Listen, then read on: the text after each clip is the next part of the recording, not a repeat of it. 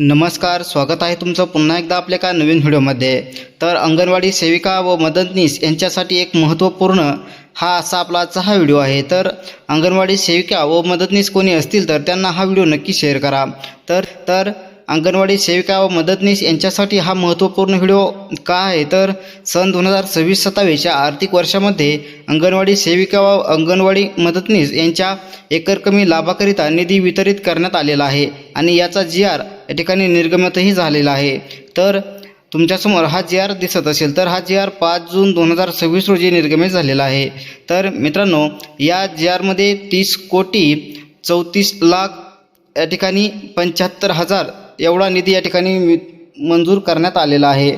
हा निधी पोषण आहार, पोषण अन्न व पेय वितरण, पोषण विशेष पोषण आहार कार्यक्रम, एकात्मिक बालविकास सेवा योजना प्रकल्प, एकात्मिक बालविकास सेवा योजना अतिरिक्त राज्य हिस्सा 100% असा या ठिकाणी सहाय्यक अनुदाने यासाठी या ठिकाणी दिलेला आहे।